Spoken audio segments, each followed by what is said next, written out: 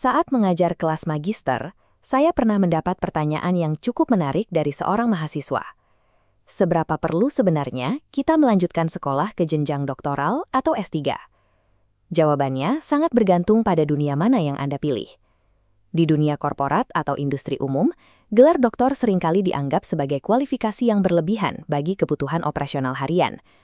Di sektor tersebut, kombinasi gelar magister dan sertifikasi profesional biasanya sudah mencukupi. Perusahaan pun sering menghadapi dilema dalam menentukan skala gaji yang tepat bagi pemegang gelar S3, kecuali mereka memang menempati posisi direksi atau manajemen tingkat atas. Namun, dinamika ini berubah total saat kita masuk ke dunia akademik. Di sini, pendidikan doktoral adalah jalur tunggal yang sudah ditentukan sejak awal. Bahkan, standar minimum untuk menjadi dosen baru di berbagai kampus ternama di Indonesia kini sudah bergeser. Mereka tidak lagi membuka pintu bagi lulusan magister. Hal ini memicu pertanyaan penting. Mengapa gelar yang di luar sana dianggap opsional, di dalam kampus justru menjadi syarat mati bagi keberlanjutan karir seorang dosen? Struktur karir dosen diatur oleh hierarki jabatan fungsional yang bergerak secara linear. Setiap jenjang menuntut bukti kompetensi akademik yang lebih tinggi dari sebelumnya. Tanpa ijazah S3, seorang dosen akan menabrak batas maksimal pada jabatan lektor kepala, tertahan tanpa peluang naik lebih tinggi.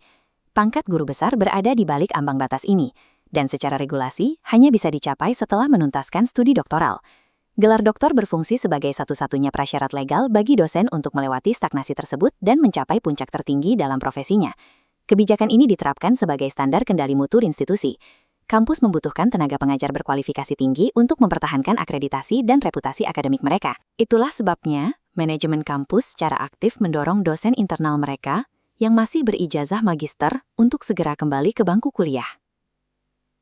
Dukungan ini biasanya diberikan dalam bentuk beasiswa internal yang disertai kontrak dinas.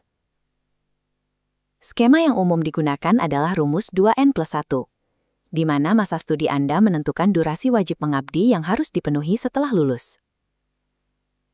Selain di lingkungan kampus, kualifikasi S3 juga memiliki nilai tawar yang signifikan di bidang konsultasi tingkat tinggi. Bagi konsultan pemerintah atau tenaga ahli spesifik, gelar doktor memperkuat merek pribadi dan menegaskan bahwa saran yang mereka berikan didasarkan pada metodologi yang teruji secara ilmiah. Baik untuk mengamankan posisi di universitas maupun memberikan rekomendasi strategis kepada negara, gelar S3 menjadi indikator utama bagi kepercayaan dan kapasitas intelektual seseorang. Namun, memenuhi mandat ini menuntut pengorbanan besar, yang tidak sedikit. Ketidakmampuan mengelola beban kerja ini berdampak pada penurunan kondisi fisik, stres yang berkepanjangan, hingga ketegangan dalam hubungan keluarga.